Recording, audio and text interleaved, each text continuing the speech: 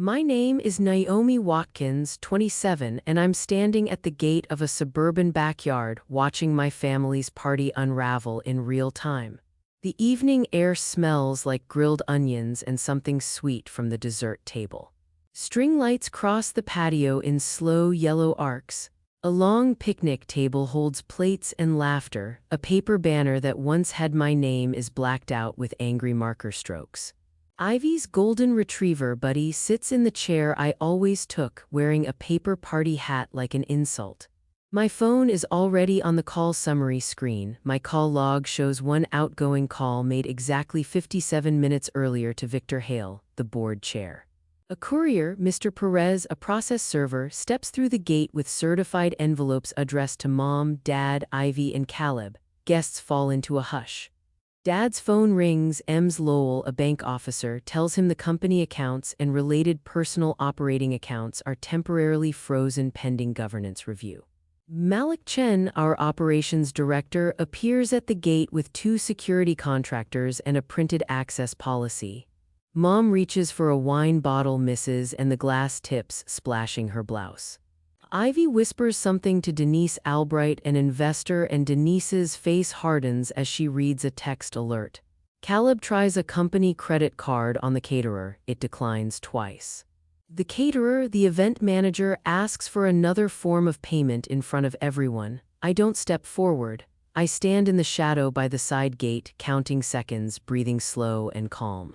This is what a 60-minute phone call looks like when you plan it for a year. Before I tell you everything that led to this moment and how I pulled every lever they handed me, tell me where you're listening from in the comments. I read them all. Subscribe and switch on notifications for more family revenge stories. I learned early what my role was supposed to be, the fixer. If something needed to be smoothed, cleaned, or covered, they passed it to me with a smile and a phrase that meant the same thing every time. Naomi doesn't mind, she's practical. That sentence turned me into the household utility. A person to call when a problem needed quiet hands and no applause. Praise showed up only when I folded myself smaller. If I made myself less visible, I was praised for keeping the peace. If I spoke up, I was the drama. Mom set the tone, always measuring who got FaceTime by how well they performed their parts in her script. Dad rewarded visible obedience, not results. He loved tidy displays more than messy competence. Ivy was the son, polished, performative, the one who got first billing and the fanciest chairs at parties. Caleb was the hope, the one who got the occasional nod when someone wanted to seem sentimental. My place was third pick, last thanks, first to absorb whatever went wrong. I learned to move quickly, to fix things without asking for credit, and to leave the spotlight to others. The household learned to equate my silence with loyalty. I learned to use that silence as armor. The lessons about disappearing started small and precise. At school, I'd show up to the awards assembly and find my name left off the program. Mom called it keeping expectations reasonable, as if erasure was a kindness. Birthdays blurred into chores. Ivy once had a custom cake made for Buddy, the dog. My cake was a store-bought round that sat uncut while the others posed with candles. Jokes at parties were thin knives disguised as humor. Someone would make a crack about me being the practical one, and the table would laugh, and I would smile until my face learned how to smile without breaking. When I was 14, I won a regional scholarship. You'd think that would be a moment. Mom redirected it. She turned the celebration into a mini promo for Ivy's upcoming audition, somehow making my award a background prop in her own story. Dad's typical advice was, let it roll off. Translation, my hurt was noise and I was responsible for ignoring it. I trained my face to betray nothing. Usefulness became my shield. If I was necessary, I could not be discarded. I taught myself to be indispensable and invisible at the same time. That was my safety net, and for a long time I believed it was enough. The family business was what tied all our lives together and what let my usefulness accumulate into power without anyone noticing. It was a regional services company, steady contracts, thin margins, relationships that were more about trust than profit. At 19, when the economy tightened and the controller left, Dad asked me to fill in for bookkeeping while they figured out what to do. I took over because it needed doing and because I knew the truth. No one else would sit with the numbers until things stabilized. I renegotiated vendor terms, pulled aging receivables forward, and rebuilt a payment schedule so payroll didn't miss a week. I stayed up nights, answering late emails from clients with emergencies, smoothing over billing issues, calling vendors to keep service on. I saved 2 major accounts that looked like they were going to walk when nobody else wanted to pick up the phone. Caleb signed the reports at board meetings. Mom praised Caleb at dinner like he had stayed up with ledgers. I remember filing tax extensions in the small hours, annoyed at the forms and proud at the same time, knowing the company would avoid penalties because of me. I made a vendor schedule that kept the lights on. Dad called it Caleb's spreadsheet at the holiday table. All of it was unpaid labor, framed as temporary favors to the family. I learned their weaknesses, their vanity, their craving for fast applause, and their absolute belief that I would never leave. That belief would become the blind spot I needed. During the worst stretch of the downturn, Mom and Dad asked me to sign several routine documents for the bank because I was fast with forms and careful with details. I read everything. Where they wanted speed, I took the time to build language that would matter later. I added a small emergency bylaw amendment that allowed decisions by written consent when a majority of shareholders agreed, language labeled as agility in a crisis. I converted a few modest loans they owed me into microshare transfers over time. Each transfer alone seemed insignificant, paperwork for bookkeeping, but they added up. I drafted a contingency voting trust that named me as successor to certain officer roles if key performance covenants were breached. I tucked clauses into corporate forms that activated only if specific financial triggers tripped thresholds that, once reached, allowed written consent to change leadership without a formal meeting. Mom and Dad wanted speed over detail. They signed because I was fast with forms and because I said it was necessary. They scanned signatures late at night. They trusted that I was doing the practical things no one else wanted. I registered a clean domain and a holding limited liability company in my own name, things they assumed were technicalities for taxes and convenience. I quietly renewed the registrations and kept copies of every signed consent in a fireproof box and a secure cloud with time-stamped backups.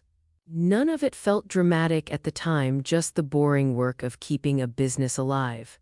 I saved the receipts and the clauses not because I wanted to wield them, but because I knew how often people promised one thing and quietly did another. When the time came, those pieces of paper would decide who could move the levers. At work, the pattern was the same. I was the note-taker in meetings even when I had done the work that sparked the conversation. My notes were praised for clarity. My proposals were read aloud by Caleb or paraphrased by Mom as helpful ideas. When a client complimented our responsiveness, Mom told the story about Caleb being so thoughtful. I learned to let the credit slide across the table. People trusted me with things because I never centered myself. They told me secrets, handed me passwords, and assumed I would keep everything confidential. I became a kind of vault, the person who stored facts and fixed problems without making noise about it. When a crisis landed, I became the one who took the fall, not because I owned the mistakes, but because I was the person available to sort the mess quietly. If a vendor overcharged us, I negotiated behind the scenes and got the refund. If a deadline slipped, I stayed up and rewrote the plan so no one else had to explain themselves. Praise only came when my presence was invisible. Silence was proof of loyalty. Over time, I learned to accept that camouflage. I learned how to make people comfortable enough to keep the spotlight and how to hold the real work in my hands without making them notice. That invisibility became a tool I could use, not just a wound I bore. It was how I moved through rooms, low, steady, unnoticed, while I mapped who held what and where the levers lived. Outside the house, I built quiet bridges with the people who actually ran things. Victor Hale, the board chair, respected clean timelines and someone who could deliver decisions without drama. I gave him precise briefings when the board needed clarity and never sent him gossip. He started to treat my emails like a reliable clock. Lena Park, our corporate counsel, liked order. I provided her with clean files properly labeled with dates and signatures that matched. She trusted evidence. She started to answer my questions before I had to press for the next step. Thomas Ortega, a major client, learned my number at 3 in the morning. When his production line hiccuped, I answered and found a temporary vendor to cover his shortfall so his contract didn't lapse. He told his team that Naomi had been the only person to call back at midnight. That kind of loyalty matters. Denise Albright, a longtime investor and family friend, watched who actually kept the books and who performed at cocktail parties. I began showing her the real numbers and the documented threads instead of polite stories. She noticed the differences between appearances and the ledgers I kept. Malik Chen, the operations director, saw me as someone who made payroll happen on time. When vendors needed payments and staff needed continuity, I fought quietly to shield them. He returned the favor by explaining how operations actually moved day to day and who would be needed when things changed. I never asked these people to pick sides, I gave them outcomes. They began to rely on me because I delivered results and because I didn't seek the spotlight for it. Those relationships became the scaffolding for what I would do later. They weren't friendships built on promises, they were practical alliances rooted in competence. That made them reliable when called upon. When Mom told me the party was canceled, the voice on the other end of the line was syrupy with a practiced finality. She said, "We're not doing the barbecue this year, sweetie. Everyone's busy, just an off year." Her tone was soft enough that it would have been easy to accept. She over-explained, which was her classic tell. She mentioned rain in a way that didn't match the forecast I'd already checked twice.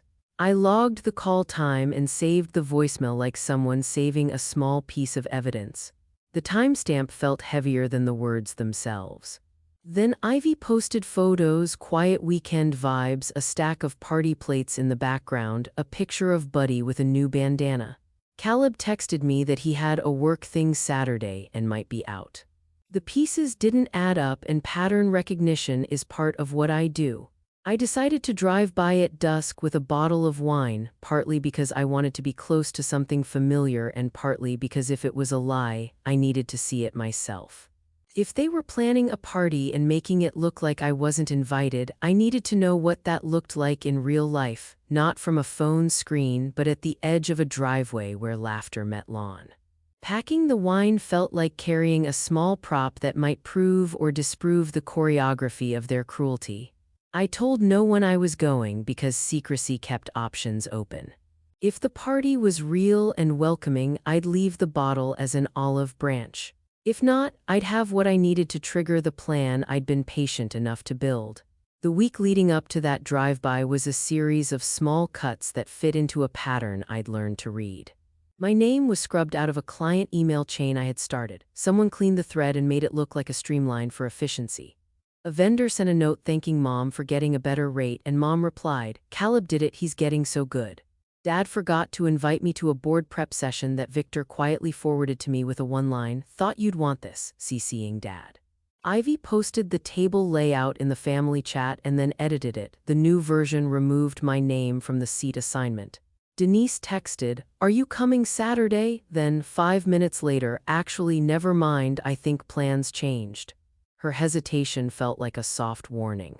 She didn't want to be used as a cover. There were small financial jabs too. A contractor asked Mom who was handling final payment for a renovation. Mom said, "Alan's on it," even though I had set up the vendor accounts. Dad called to ask if I could pull payroll forward, and I texted back, "After board review." His silence after that text told me what I needed to know. Caleb asked if he could use my login credentials for a quick report. I denied access and changed the admin key. Each little cut was deliberate or accidental, I couldn't be sure, but together they formed a picture. I updated my trigger list in my head. 3 converging tells meant green light. In the days before the party, I kept my face calm and did the work of observing. I didn't confront anyone. Confrontation blows up options and makes plans brittle. Instead, I inventoried. I tracked who lied, who was complicit, and who might quietly watch it all unfold. A food order confirmation popped into my phone from the caterer on Ivy's calendar. I noted the vendor name, delivery window, and head count.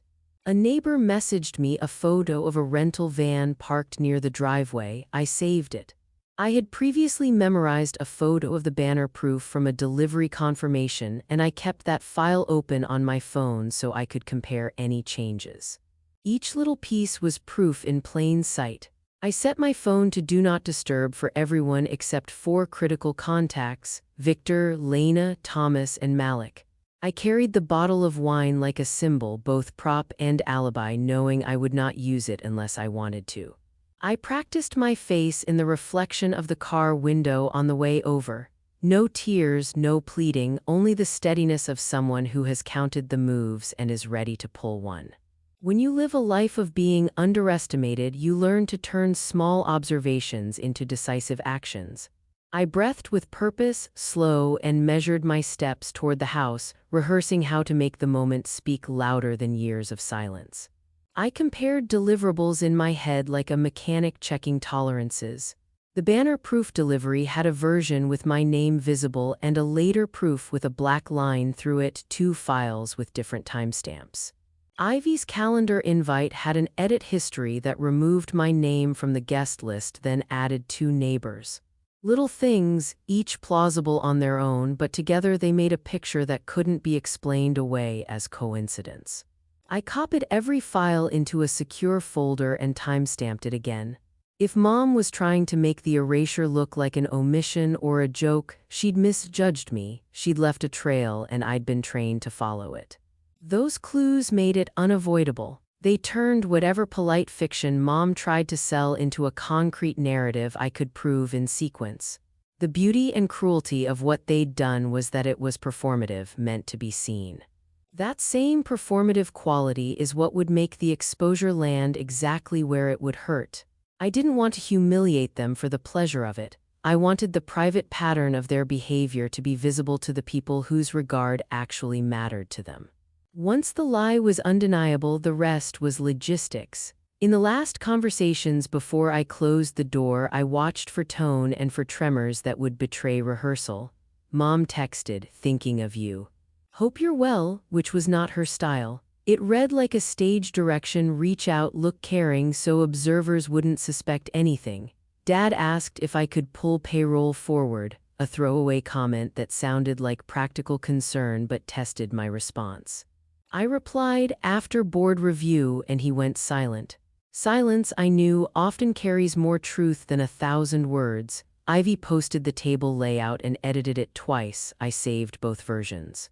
Caleb asked for my admin login for a quick report, and when I refused, he pushed back like someone used to getting yes. I changed the admin key then and there. Those were not casual exchanges. They were closing moves, the last attempts to keep the show intact. I sent Thomas a terse note: "Expect movement within 24 hours, clause 3.1 will protect you," and he replied with a thumbs up and an off-hour question about transition logistics. I texted Lena one word: "Tonight." She sent back a locked file icon and a tiny green check. That double confirmation settled something inside me. I had been deliberate in building the scaffolding for a change like this, but I needed the doorway closed. These final conversations were the click of the lock turning.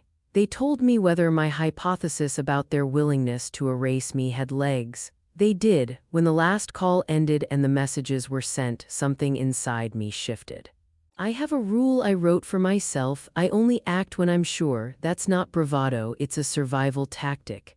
I enumerated risks, scored allies, and rehearsed timing until the cascade had no weak joints. My internal switch wasn't a breaking point, it was a calibration. The anger that had lived under my ribs for years folded into a very specific plan. Pain got replaced by timetable, memory became evidence, silence became strategy. I made a list of 5 rules to follow that night. Don't argue, don't explain, don't warn, don't hint, don't gloat. Each rule was a guardrail. I knew that any deviation, an impulsive text, a raised voice, a plea, could crack the plan and make me look petty instead of precise. I practiced 3 lines I would say if I stepped into the center of things, short and ledge-like, carrying no room for debate. I packed a small physical notebook in my coat with hard copies of everything, a tactile backstop in case the internet chose to wobble. I let the plan occupy my mind so the past could be observed without recapitulating. There was a cost. Planning this carefully required nights alone and days when I pretended not to notice. I lost sleep and cultivated a kind of loneliness that looks like focus. But that loneliness also sharpened me. I rehearsed breathing slow so my voice wouldn't give away the inner mechanics. I practiced walking into a room like someone who has nothing to prove and everything to decide. The switch turns when you convert accumulated slights into a logical outcome that answers them where it hurts most. In public and in the places they value their reputation, their money, their audience, I was ready to let consequence be the language. The drive down my street felt longer than it should have. I parked 2 houses away so my car wouldn't be conspicuous and let the music from the backyard wash over the fence, laughter like sparklers, the low hum of a playlist, the distant clink of glasses. My hands were steady. I held the wine bottle in one hand like a token.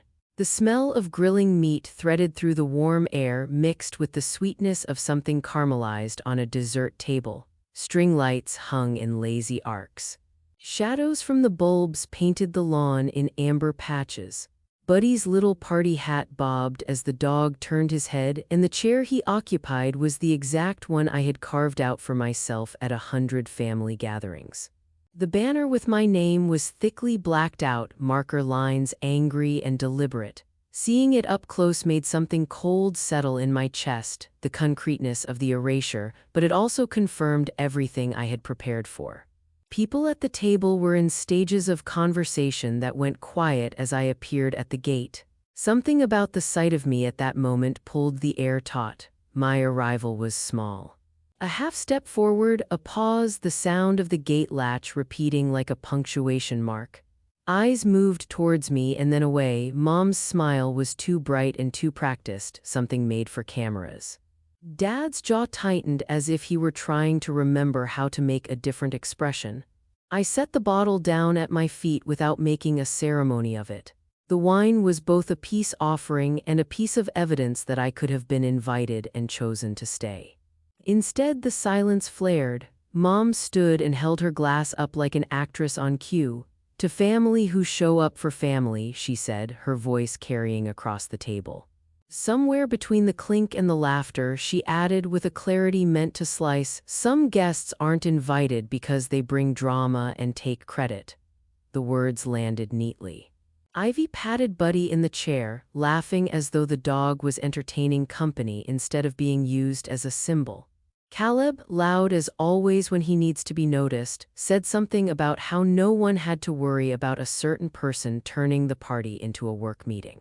The neighbor who had always smiled at me awkwardly leaned in, trying to place me. Someone asked, "Is that Naomi?" And Mom replied, answering for me, "We're keeping things peaceful." That sentence was ownership. It was exclusion packaged as care. I felt the urge to speak, to ask why, to call out the cruelty of a marker line on a banner. I had rehearsed not to. I let my face do what it needed to do, calm, collected, and let the moment brand itself into memory instead of trying to scrub it away. The music hummed on, thin now. The way people looked was a catalog of their choices, some embarrassed, some delighted, some preening. I folded my hands once and let the stillness around me grow loud enough to be noticed. The scene itself was the indictment. My silence would be the opening for everything that followed. I don't move closer. I don't make a scene. I send a text to Lena Park, our corporate counsel, a single period, because we agreed a single period would mean execute. She replies with 2 words. In motion, I slide the bottle of wine to my foot and flex my fingers around the notebook in my coat. The hedges smell faintly green and the night air is warm enough to make the part of me that used to hope feel ridiculous. Mom refills a glass and the wine slaps the rim. She doesn't notice my eyes flick across her wrist where a bracelet glints, the same bracelet she wore when she signed a dozen forms without reading some months ago.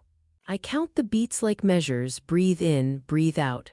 I listen for the courier's step on gravel, the car door thud that means Mr. Perez has arrived. I watch Mom's hands, knowing they are about to lose one of the things they prized most. Public command. On the line with Victor, I read the script we rehearsed in plain language. File the written consents removing Mom and Dad from officer roles, I say. He repeats it back to confirm.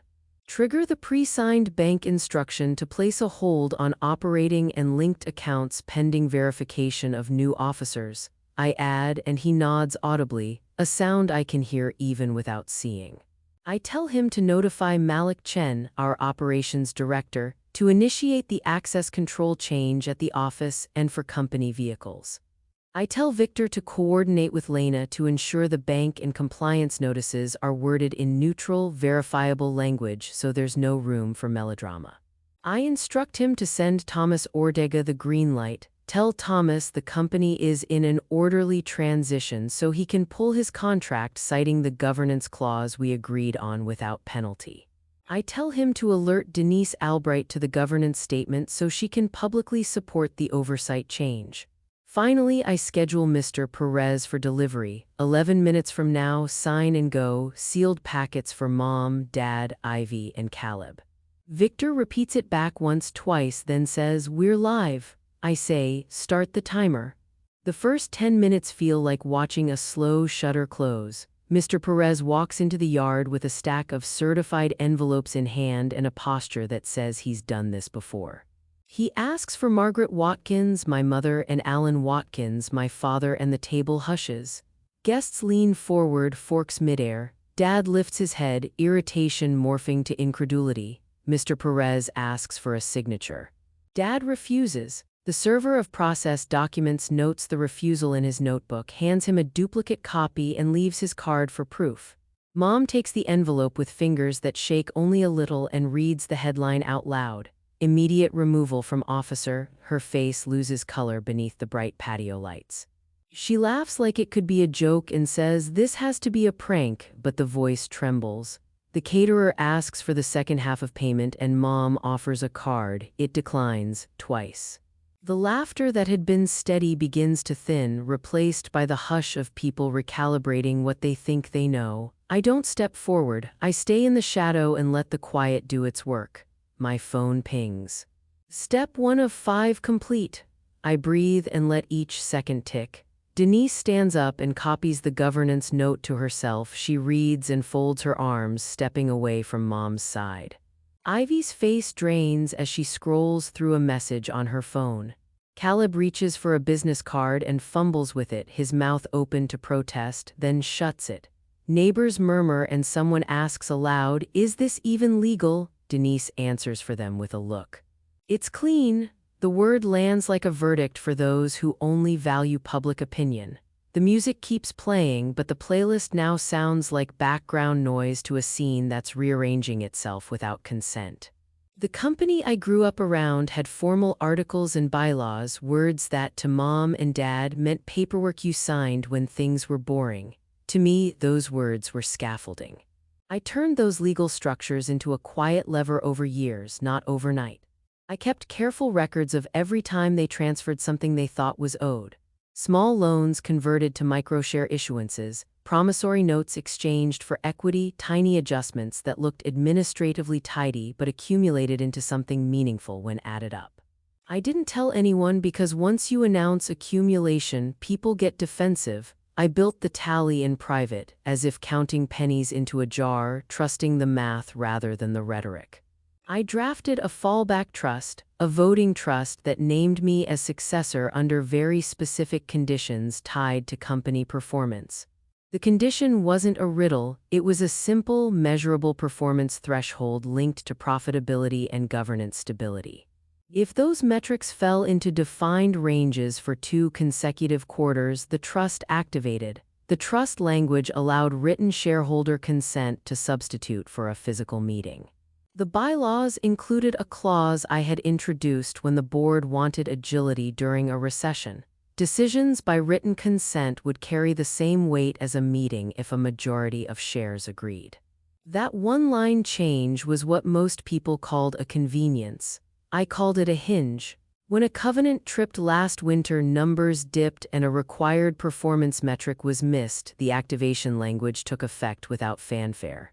The small share transfers I had quietly accumulated over the years pushed my percentage into the range that mattered. I became, on paper, the majority voice by written consent. It wasn't dramatic, no one shouted. It was a quiet legal fact filed in a clerk's office and timestamped in a cloud. I kept signed consents and countersignatures in a fireproof box in a safety deposit and duplicated them in a secure online vault with immutable timestamps. I did not advertise ownership.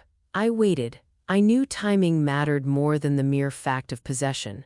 Power isn't ownership alone, it's the ability to move a mechanism at the right moment so the movement is visible and irreversible. I didn't act the instant I could have. I waited for a moment that would make the structural change speak loudly to the things they cared about: reputation, bank access, investor confidence. That season came when their performance covenants and public behavior aligned with the pattern I'd documented for years. I had stacks of paper and precise language, all legitimate and properly executed, and a plan for how to translate that paper into effective change without harming the people who actually did the work. The hidden majority was a responsibility I earned by doing the work nobody wanted to notice. When I finally flipped the switch, it was because the scaffolding was in place, the allies were aligned, and the moment would land where it mattered most. Thomas Ortega, a major client, wanted reliability. He didn't care about our family dinners or who took bows at cocktail parties. He cared that invoices were right and deliveries happened on time. I'd been the one to scramble during his crises at 2 in the morning. He'd come to trust that I would protect his operation. When I told him a neutral governance transition would protect his service, he agreed. Denise Albright, an investor and longtime family friend, had watched the discrepancy between appearances and numbers for years.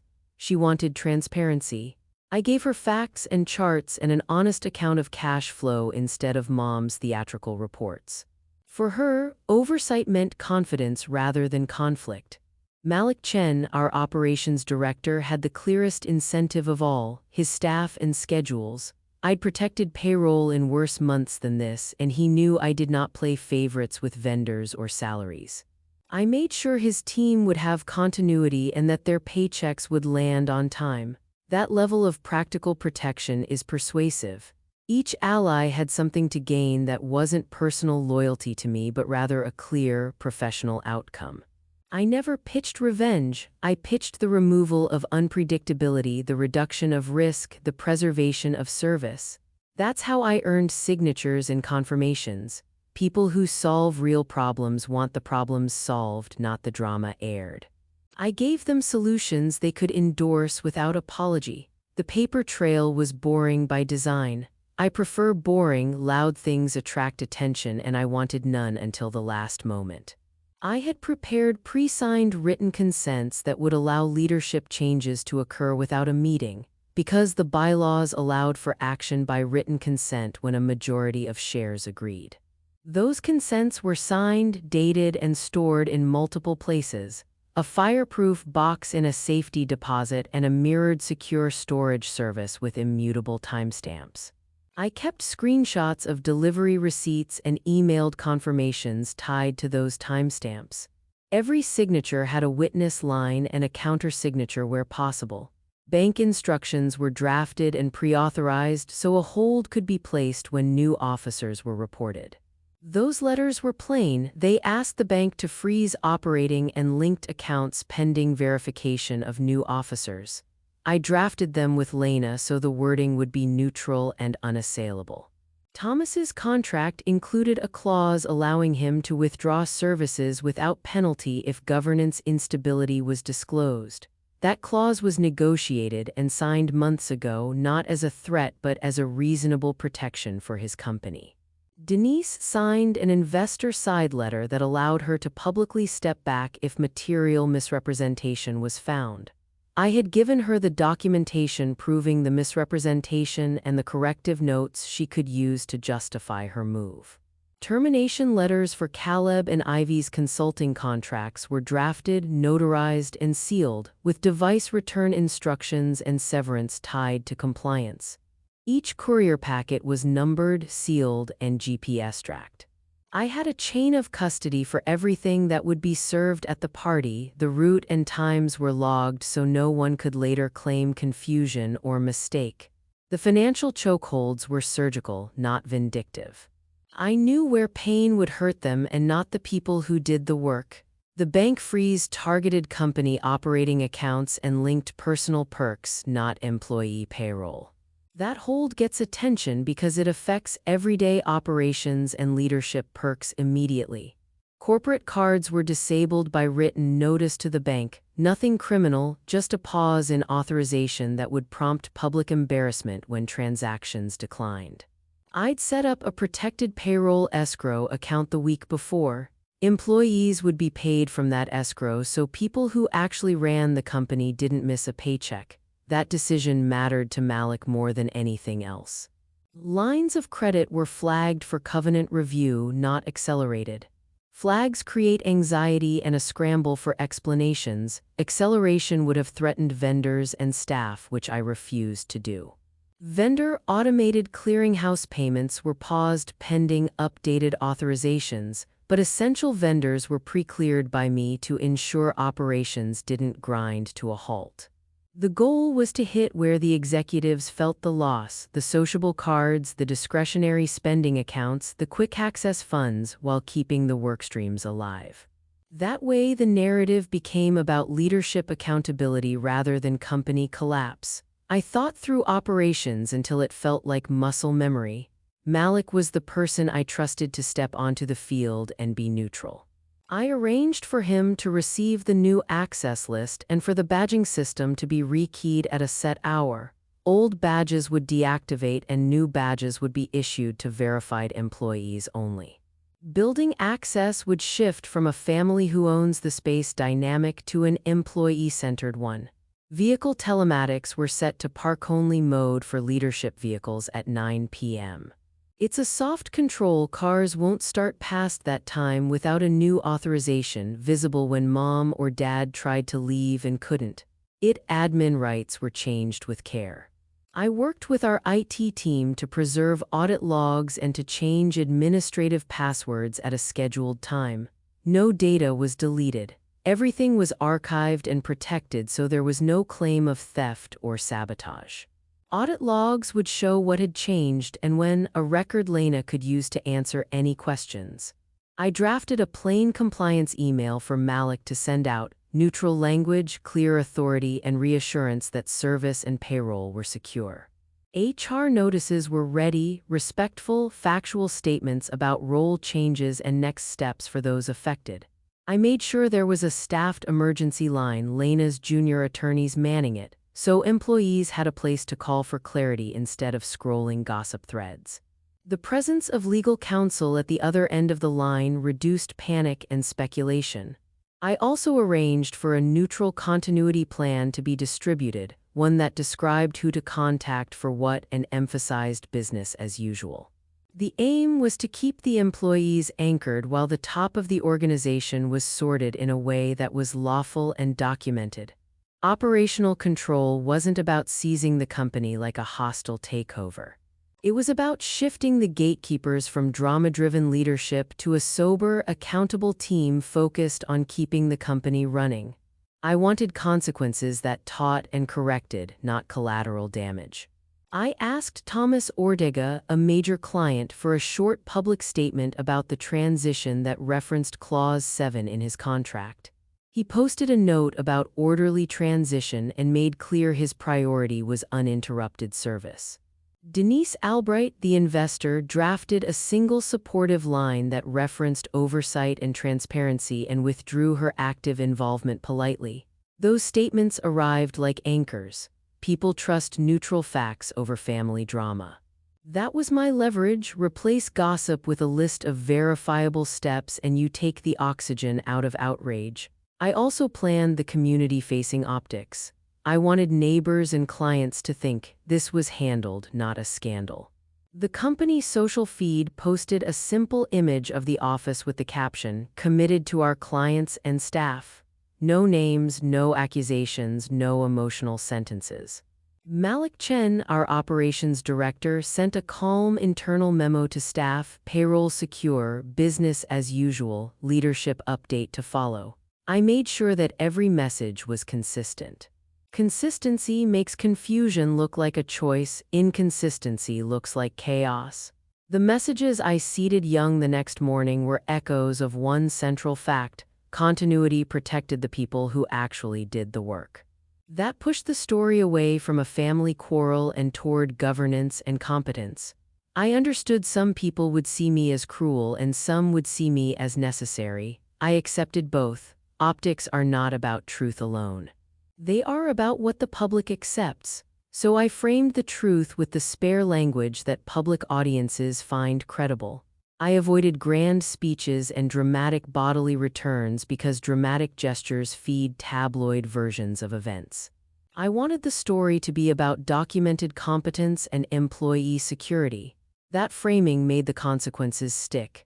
It converted a private pattern into a public fact, and once the facts were in, the versions that tried to paint me as the villain looked like thin theater. To keep myself in line that night, I followed rules I wrote and practiced. The emotional discipline protocol was small but strict. Don't argue, don't explain, don't warn, don't hint, don't gloat. Those 5 items kept me from doing what felt good and kept me focused on what was effective. I had rehearsed the temptation to text friends 1,000 times and told myself each time I would wait. Texting would have leaked the plan and turned a precise movement into a messy monologue. I let the rules stand as fences around impulse. I tracked every urge like a scientist recording stimuli. When my throat tightened, I breathed in for 6 counts and out for 8. When someone called to ask what was happening, I handed the line to Victor or Lena. When Mom shouted from across the yard, I let it ring. I didn't pick up the threads that would unravel the structure of the game. I remembered why I had built this, not to punish in private but to correct in public. My discipline was not absence of feeling, it was presence of purpose. I kept a small list of 3 lines to speak if I walked into the center of things. Short sentences, factual, no adjectives. The board has removed you as officers. The bank freeze protects the company while we transition. Employees will be paid, personal perks are paused. I practiced them until my voice was steady and dull, like reading off a checklist. That dullness kept mercy and fury from turning into spectacle, and I told myself one other rule. Never add context. Context invites debate, debate invites delay. I broke the 60-minute plan into a script like a stage manager designs cues. Minute 0. Mr. Perez, the process server, delivers the sealed packets to the names on them. Guests watch signatures or refusals, and the first public reaction begins. Minute 10, bank verification calls begin. Ms. Lowell, the bank officer, confirms the temporary hold and verifies the names of new signatories filed by Victor. Those calls are recorded and neutral. Minute 20. Thomas posts the contractual withdrawal and Denise issues her investor statement. Those 2 external moves convert an internal governance note into a market signal. Minute 35. Malik arrives with 2 security staff, the updated access policy, and the new badge list. He begins the quiet enforcement of access changes that prevents physical removal but controls the levers. Minute 50.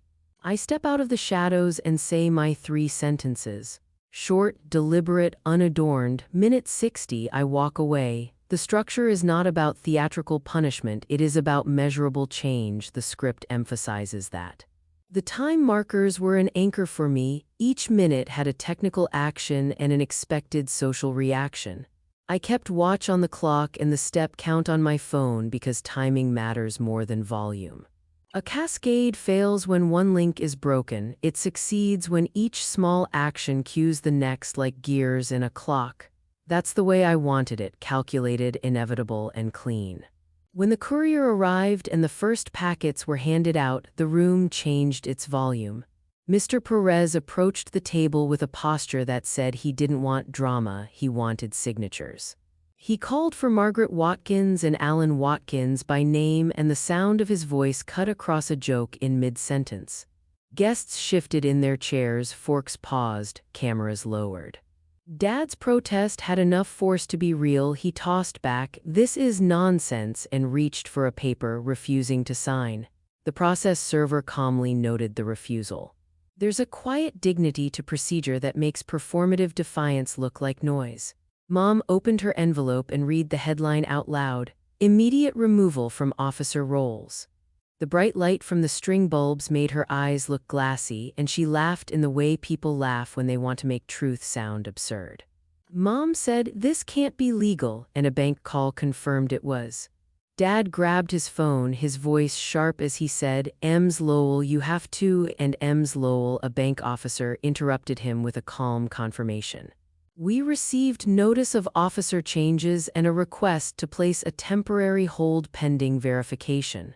The words fell like finality. The caterer came over and asked for the remaining payment, and the card declined. Two declines, audible in the quiet.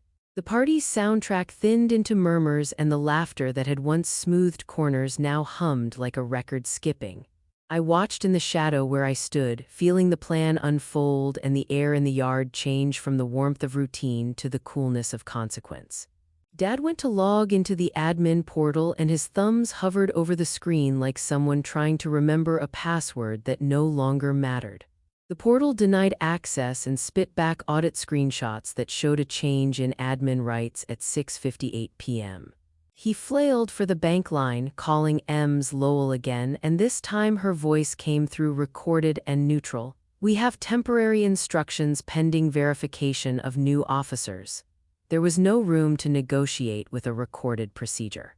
Mom called my name once from across the table, the sound brittle like an ornament about to break. I let that call ring. Silence announced itself as a force more eloquent than any shout I could have made.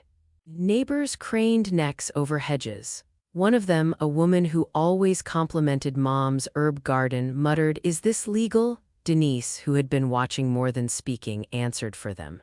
"It's clean." Her voice had the flat authority of someone who'd read the files and decided on facts, not feelings. That declaration shifted the mood. Guests who might have smiled now swallowed and rearranged their expressions into polite confusion. Ivy kept scrolling, her mouth softening as she read an update she could not spin into a joke. Caleb's mouth worked. He tried to craft a protest, but he kept getting interrupted by his own disbelief. The playlist that had been the soundtrack to the party suddenly felt like mismatched music under a documentary. It kept going, but everyone knew the scene had changed. 20 minutes after the first knock, the external anchors began to snap into place. Thomas posted the contractual withdrawal on his company feed with even, formal language. Per Clause 7, services transition effective immediately. His post read like a neutral press release, not a vendetta, and that steadied other clients who were watching for signs. Denise issued her statement next, a careful line about supporting enhanced oversight and protecting investor interests. Those two moves converted an internal governance question into a market signal. Investors and partners stopped treating it as family drama and treated it as a corporate event. I watched Mom reach for Denise like someone trying to clutch a life preserver. Denise stepped out of reach without drama, folding her arms and saying, quietly but clearly, "You ignored the numbers, Margaret." It was a public sentence with private steel in it. Ivy's face went gray as comments multiplied under Thomas's post. No flames, just calm notes of transition and continuity. Caleb, cornered by his own certainty that he could control the narrative, blurted, "We can sue her." Denise's reply was a single, dry sentence. "You can read the bylaws." The sound of that hitting the table was louder than any accusation. My phone buzzed. Step 3 of 5 complete. The move from private grievance to public consequence had been subtle, but it was complete enough that there was no theatrical spin that would make it go away. By minute 35, Malik arrived with two security staff, and his presence was a tone shift that didn't need to be loud to be effective. He wore a calm like a coat. He did not look like someone who enjoyed this. He opened a small folder, pulled the new access policy, and explained it in plain language. Effective immediately, badges will be updated. Please return company devices and keys for inventory, he said, voice steady. He asked Dad to hand over the company vehicle keys after the party, not with the show of taking something away, but with the bureaucratic efficiency of a process. There was no scandal in the way he explained it, only documentation. Malik handed Ivy and Caleb termination letters for their consulting roles and an inventory checklist for devices, along with a respectful but firm explanation of severance conditions tied to return of assets.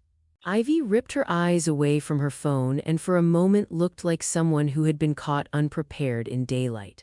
Caleb tried to argue about the fairness of the timing, but Malik simply pointed to the updated corporate records and the bylaw clause that allowed written consents to effect officer changes. Staffers who knew me from headquarters looked down at their laps and then at Malik as if relief and awkwardness could coexist. A few guests left quietly, the sound of shoes on gravel like a private exit from a public embarrassment. Malik glanced toward the shadows where I stood, and he gave a small, almost invisible nod. It was the kind of acknowledgement that doesn't require applause and operational recognition that the work was finally being read correctly. One of the security contractors checked a company vehicle's telematics on his phone and smiled without humor as the car's status showed it in park-only mode. Small controls, legal and practical, began to make movement difficult for the people who had assumed freedom was theirs. The mood at the party darkened, not with anger but with the recognition that the social currency they'd counted on had changed value. By minute 50, I stepped out of the shadow and walked to the head of the table.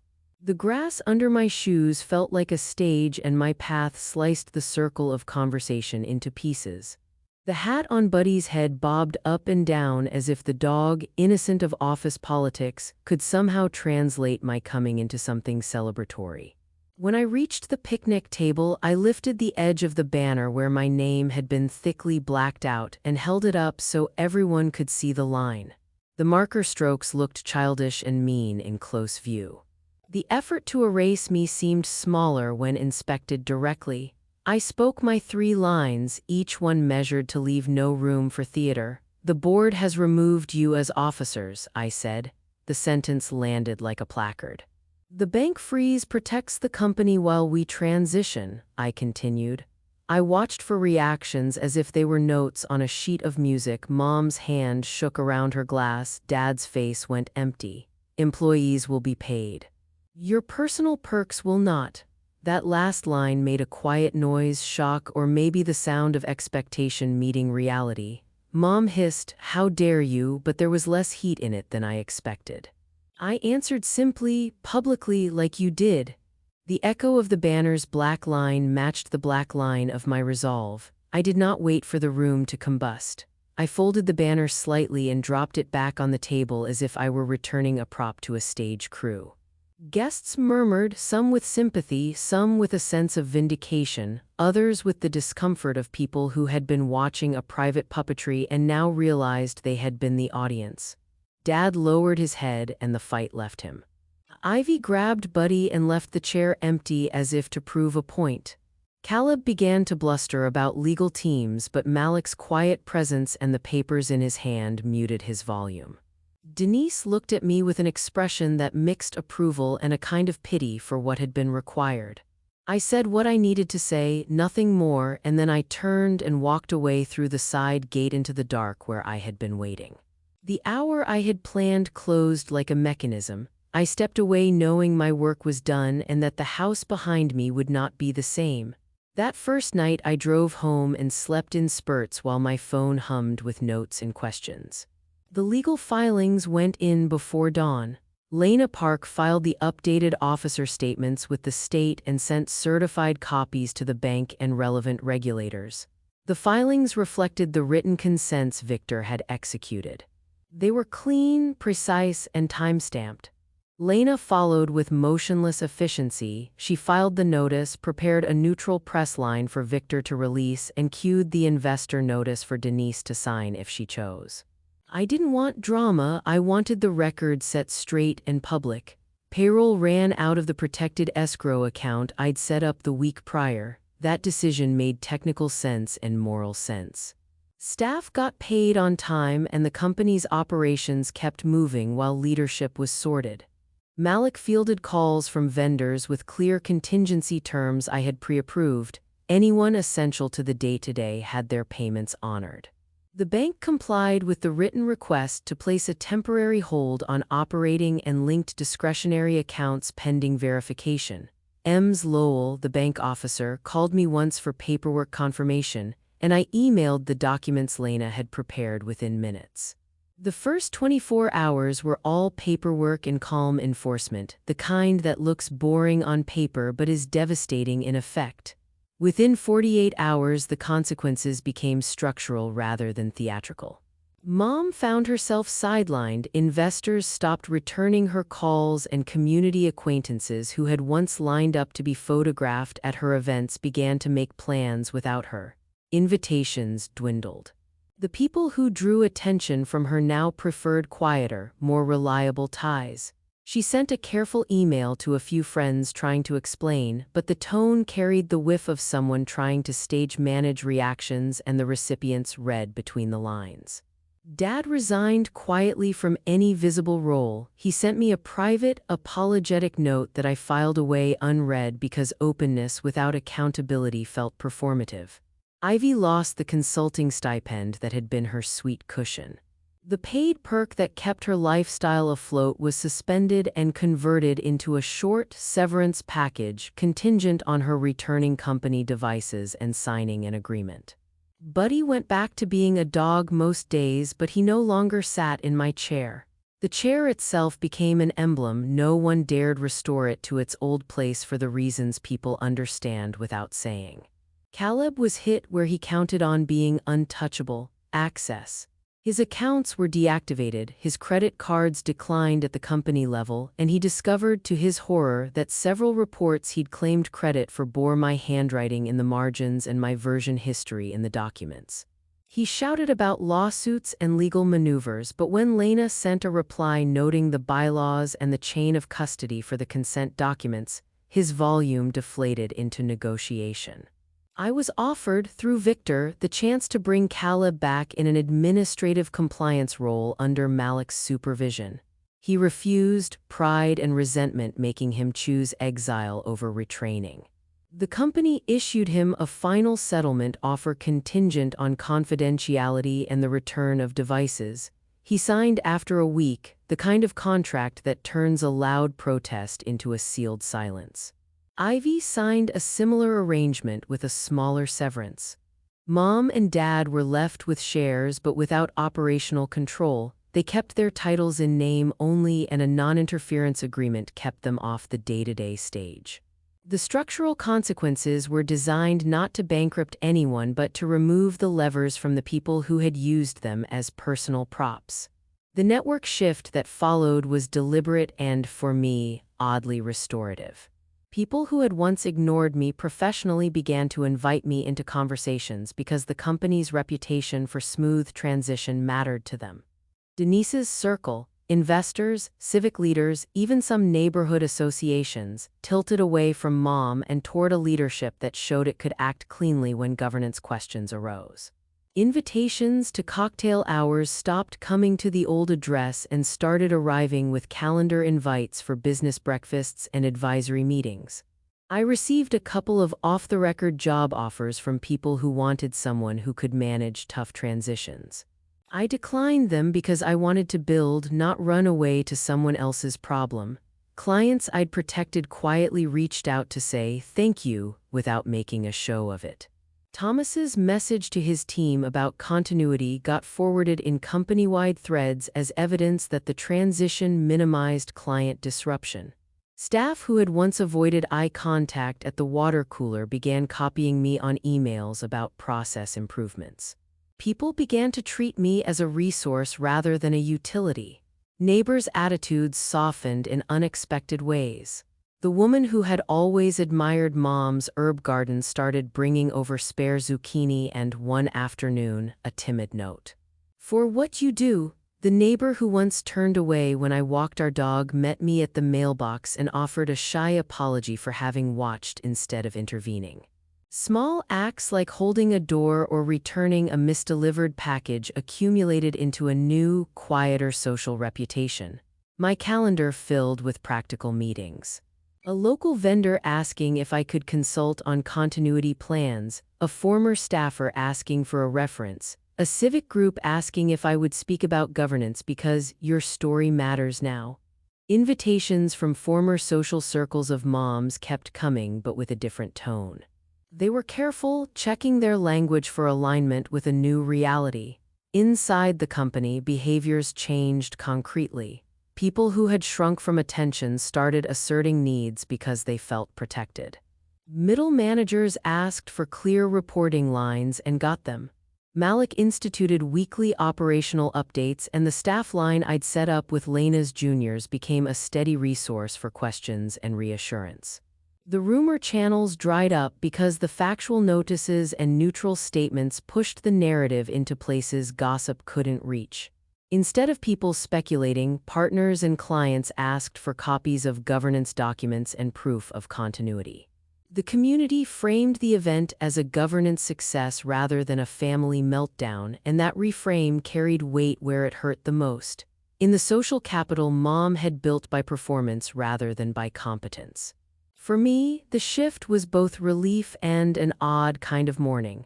I did not celebrate the erosion of Mom's social standing with champagne. The work had been surgical because I wanted it to be precise.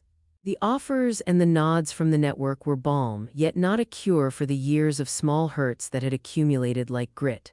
Still, as folks who actually did the work began to respect each other openly, and as clients and partners stopped asking anxious questions about continuity, I felt something settle inside me.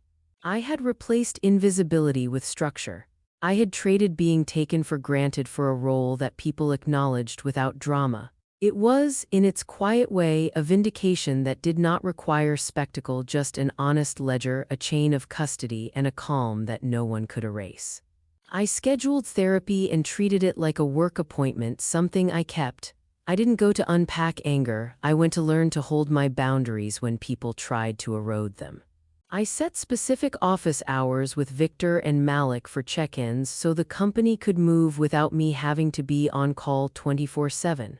I trained the leadership team to make decisions without my presence and then stepped back from the minute by minute. That was deliberate. I wanted resilience in place so I wouldn't have to be the emergency contact for every knock on the door. I put my phone in airplane mode for a week and didn't apologize for it. The world didn't stop while I unplugged. It just rearranged the requests that used to feel urgent into scheduled items. I stopped checking their social feeds. The urge to watch Mom posture her way through pity posts felt like an old wound itching under a sleeve. Ignoring it made the itch fade. Practical steps followed emotional ones. I changed passwords, updated who had access to what, and set up automated replies that pointed any family outreach to Lena's office hours. I practiced saying I'm not available for that out loud until my voice was steady. Neighbors who wanted to be kind found ways without asking for explanations. I let small kindnesses in, someone leaving a thank you note for bringing over a casserole once, a neighbor returning a lost package. I accepted a handful of coffee dates with people who had watched from a distance and now wanted to say, quietly, they were sorry they never saw it sooner. Those small reintroductions to ordinary life mattered more than any dramatic reconciliation. I decided to meet them on my terms and keep the rest at arm's length. Boundaries are work, they are not weaponry. I made mine simple: protect the life I've built, protect the people who work for a living, and refuse to re-enter a theater that cost me my dignity. I left the backyard the way I stepped out of their lives, deliberate and final on small things. I did not pick up the wine bottle I had brought to the gate.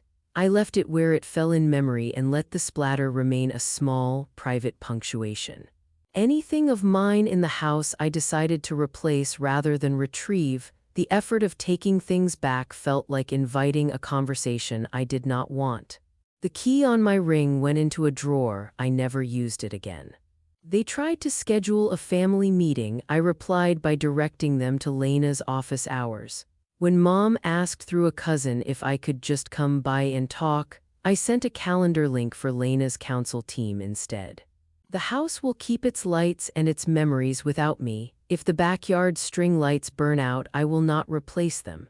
The rituals I once kept there, hanging lights, trimming hedges, moving plates, belong to scenes I no longer have lines in. The freedom of that absence surprised me. It is quieter but not empty. I filled the silence with other things, with friends who show up and with work that respects my time. Absence became louder than any argument I could have had. It was a final, quiet answer to years of being edited out of photos and conversations. We closed things formally so the change would stick. Ivy and Caleb signed severance agreements that included non-disclosure clauses and modest packages in exchange for returning devices and access. Their consulting stipends were converted into structured severances with clear end dates and conditions. The agreements protected company data and required the return of passwords and physical assets. Mom and Dad agreed to a non-interference pact. They keep their shares, but they relinquished any operational control and agreed not to contact clients or investors about company matters. Lena drafted the agreements with the kind of precise language that leaves little room for theatrical reinterpretation. Everyone had counsel. Everything was notarized and time-stamped. I insisted on a neutral community statement that Victor issued. We are grateful for past leadership.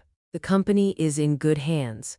It's the kind of sentence that would have made Mom scoff if she thought it needed drama, but she understood it mattered more that local partners and clients heard calm facts than performative apologies. I reorganized the executive table to promote the people who had done the work. Malik earned more authority, and the operations and accounts managers who had kept payroll steady were rewarded with permanent roles and public acknowledgement. Promotions mattered because they signaled the company was not a family playground but a functioning organization. Denise agreed to issue a supportive line about oversight, which helped keep investor confidence stable. Thomas signed transitions work with the new operating team and left open future conversations under the new governance. I sent one internal email, short, to the point: we do the job, we tell the truth. We go home on time. It was the ethos I wanted to normalize. I archived the whole Cascade plan in a folder named Not Luck, and I duplicated that archive in secure storage. That naming was less gloat than bookkeeping. I wanted a record that this had been deliberate and lawful, not an accident of emotion. If you've ever been erased by the people who should have protected you, tell me your story in the comments. Subscribe and turn on notifications, there's more. Watch the next video for another family revenge story with a twist.